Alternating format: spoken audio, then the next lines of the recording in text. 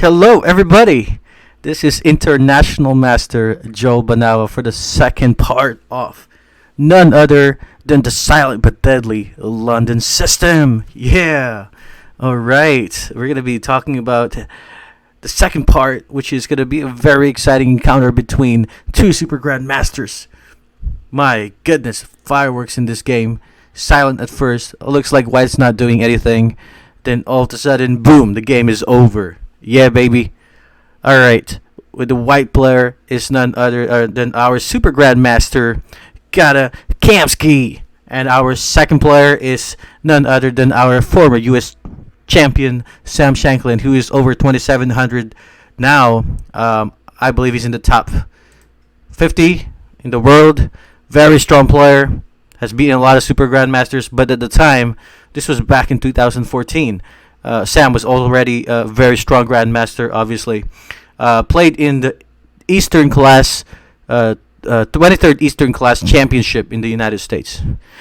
All right, let's get to the game of the silent but deadly Zabuza style of the London system. The game started with d4. As usual, we're going to go for our typical setup with bishop f4, e3, knight f3. And in this particular moment, black played knight f6, although it's really going to transpose to a regular queen's gambit declined. And finally, after d5, it is back into a queen's gambit declined. Now, if you guys watched the first one out of the series, now we're going to go play the move e3 here. And we're really going to try to aim for this setup, and one of our main ideas is to dominate the e5 square with our knight, and at some point maybe followed up by f4, and after you dominate the e5 square, we are going to attack on the king side. But in this particular game, again, Sam played e6, because if black plays e5, there's some tricky tights where white could really play d takes c5, and it's going to be difficult for black in some lines to get the pawn back. Queen a5 check is, it looks good, but it's actually just good for white after knight c3, queen takes e5, and knight b5, which we will be talking about the theoretical part of the queen's gambit.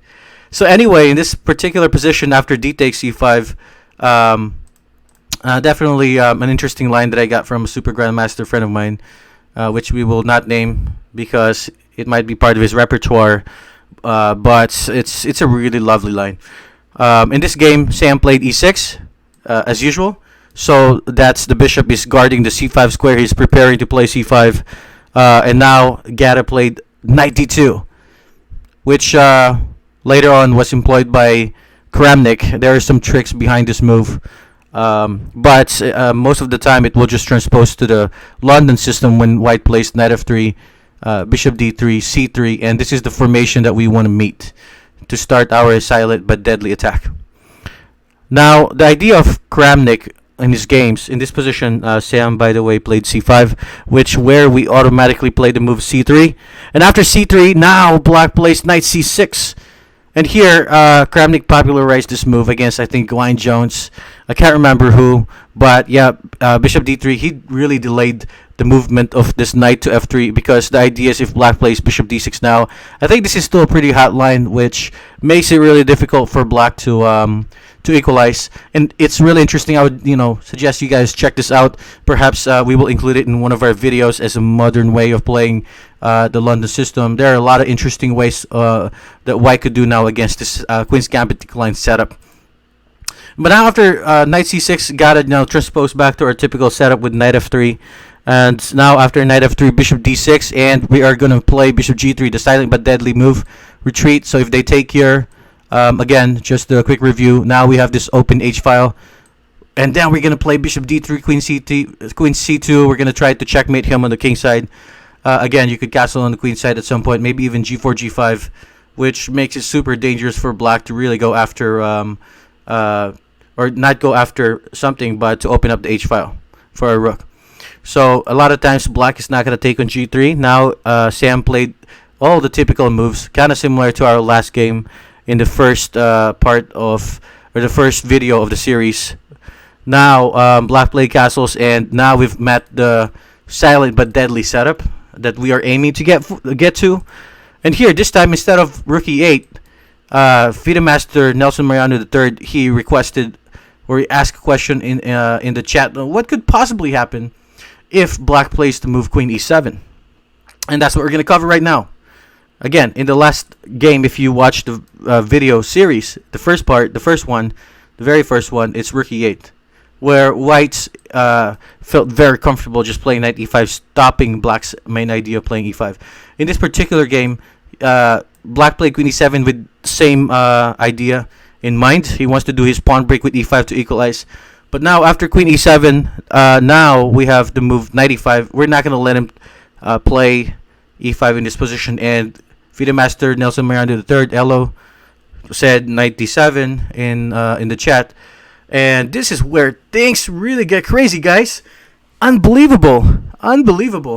I will give you guys, a few seconds to really look at this position, and perhaps you could pause this video, spend some time, and try to see if you could find the home-cooked idea of Grandmaster Kamsky. It is so inspiring. It is so explosive that this is one of the main things and main reasons why fired me up and really starts playing the London system myself with the white pieces. All right, if you are watching it, you could pause it. But if you don't want to pause it, we will look at the solution in about 5 seconds. Try to find the best move for white. All right. If your answer is f4, that is not the best move for white. Black's idea now, and why he's playing knight d7, is because if you play f4, every pawn move, again, guys, creates a weakness. And now we have this weak pawn on e3. He has this very strong idea now playing f6. And if we take on c6, it looks like we gave him double pawns and stuff. This is temporary, first off. He could always take on d4 and get rid of the double pawns. But secondly, now he has this very strong pawn break. And if he gets to open this e-file with his queen, then the e3 pawn is going to be very, very weak. So this is black's idea. And moves like some stuff that you got to watch out or you got to look for are the silent killer moves like queen h5 or bishop takes h7. None of them works here because after queen h5 here, black could just play g6. This queen on e7 is a very strong defensive piece. And sadly, white doesn't have anything here. If we do something like bishop takes g6, okay, he could probably even take here. He could take there. He's completely fine. The queen could go to g7. We got nothing here. If we do bishop takes h7, these are the moves that we could check out. But after like queen h5, king g8, knight g6, there's really nothing here unless he goes queen f7. He gets mated. But he could pretty much just move the queen out of the way, and he should be fine.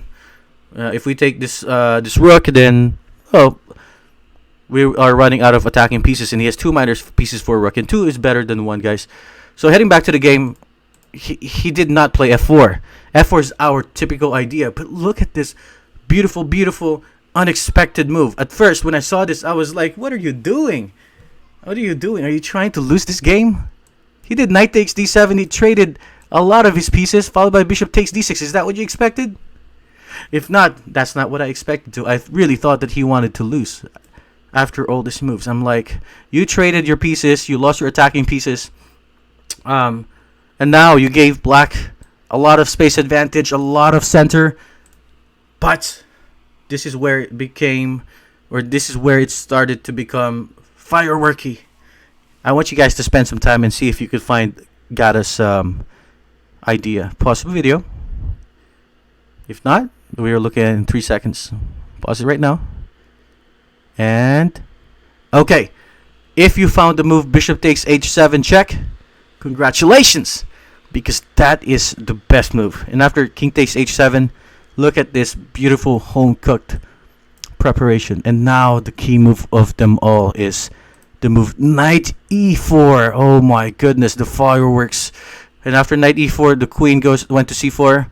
That's the only way he could try to defend. He wants to bring the queen over to d3. White's main idea is to play knight g5.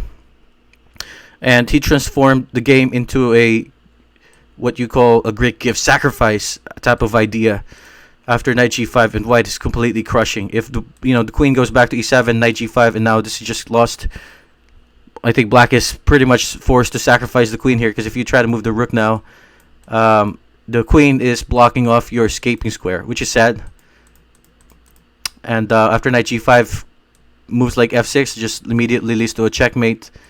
And this emphasizes the silent and deadly concept of the Zabuza style London system again. So in this position, after knight e4, he decided to play queen c4, the last hopes of black's position. But now after knight g5, oh my god, out of nowhere, white is winning. Oh my goodness. After knight g5, rook d8 was played. Let's say black just plays something like rook e8, queen takes f7 check, king h8, and now we're just winning the piece back, and his king's position is still pretty bad. He's just losing in this game. And if he tries to, let's say, play rook d8 here, which was played in the game, this is probably one of the best moves, but I want to show you guys what happens after queen d3 too. After queen d3, white has this very strong intercepting move. It removes black's ability to defend the king from the king side. My goodness. And he's completely busted here. So instead of playing queen d3, Sam is completely losing here. He played rook d8. We get 2 pawns now for the piece that we sacrificed. His king is still very bad. Queen h5 check. King g8. And now white just simply played the beautiful move rook d8. He's not in a rush. He could always play queen h7 and queen h8. In fact, if white plays queen h7, queen h8, queen takes g7 followed by knight f7. So guys, notice that if he goes king e8, queen f7 is checkmate. And if he goes king d6, knight f7 check. This is also completely crushing for white. You have 3 pawns and a rook for 2 minor pieces, a bishop and a knight, which is too much. That's like worth 8 points, up 2 points in the game, and also pretty good position for whites. He could also go for that if you want to keep it simple, but Gata, super grandmaster, very strong player. He saw that there's no way, or there's nothing that he could do anyway, so why not take my sweet time and just play rook d1? And that's exactly what he did. After rook d1, it's a pretty sad position for black. Very sad. He decided to play e5 now. Let's say, bishop e8 probably loses on the spot. I think the idea is check. And now check. Check. And then when they go here, you have some special ideas of why your rook is over here is crazy, because now you have this idea of playing b3. You want this queen out of the way, and if he moves away without noticing anything suspicious, and I think is that a checkmate? Oh my god, that is checkmate. That is the idea of rook d1, guys. Unbelievable. Another silent move that leads to a kill. b3, queen g4, and now you could just play f3, and now the knight is going to go to the a4 square. Very sad ending for black if he goes here, checkmate again. So that's the other idea of the move rook d1. Unbelievable, guys. Hopefully you are enjoying this game so far, just as much as how much I'm enjoying it. But these are the silent ideas that you could really surprise your opponents, and they're also going to be impressed with the amount of stuff that you know and understanding that you have in these positions. So after rook d1, Sam decided to play e5 with the hopes of being able to move his queen all the way back to g8, but at this level it's not gonna happen. By the way, the move rook d1 also has the attempt of cutting off black's escaping square along the d5, which we will see in a bit. After rook d1, e5, queen f7 check was played, not queen h7. Queen f7 check, king h8, and now e4. White just cuts off black's ability to move the queen all the way to the h file to defend the king, and at the same time now we are stopping the queen from getting involved within the a2 to g8 diagonal. Queen f7, king h8, e4, and at the same time again we're trying to open this file for the rook. I think he's in a lot of trouble. Queen takes in this position. Black decided that, oh no, this is the lost position. He decided to sacrifice the piece back now. Let's say, for example, if black takes here, this is a very sad position for black. I think we have some possible continuation of just taking on d5 now. Definitely a possibility to play rook takes d5 with some ideas of discovery attack if he ever moves the bishop. And at the same time, let's say he moves something random, something really silly. I just want to show you guys why the rook is on the d file. check, check, and now here he can't escape to d6. And the only square where he could go is e8, and then that's gonna be checkmate. So a lot of very deep ideas. Hopefully, after the video is explained well, and you are gonna be able to apply it in your own games. So let's see how the game concluded. Sam was desperate and he decided to sacrifice the knight. He felt like an insect trapped in the spider web. He really couldn't do anything. Again, as a signature feeling that we want to give our opponent, and White managed to accomplish that. He went after White's king, won last time after bishop b5, rook d2, and I think this is just completely lost position. Queen takes a2, desperado. It looks dangerous, but everything is well calculated. Queen f7, again, queen a1 check, rook d1, queen takes b2, last attempt to trick White. However, after queen h5 check, king g8, queen h7 check, king f8, queen h8 check, king e7 check, queen takes g7 check, king d6, rook takes d5. This is how the game concluded, and Black finally called it quits. He's not going to be able to hold on to this position. He's going to lose material no matter what. For example, after king c7, now we have knight e6 check. No matter where he goes, tries to escape this way, he's losing material. All your moves, by the way, they have to be checks, or otherwise he will checkmate you on b5. But yeah, this is a sad ending for Black. If you go king c8, and that's immediate death. You could either take with the queen or the rook. And Sam called it the day. He's had enough, and he's losing everything in this game. And what a game. What a very explosive game. Just seeing this again, when I saw this, it really inspired me to start picking up the London. But seeing this again still excites me up to this day. And hopefully you guys like that. Please like and share this on Facebook or on YouTube. And if you have any questions, feel free to contact us. Message on comments below. And please let your friends know. Whoever is like a chess enthusiast that wants to learn more about the game. And again, hopefully you enjoyed that, and I'll talk to you guys later.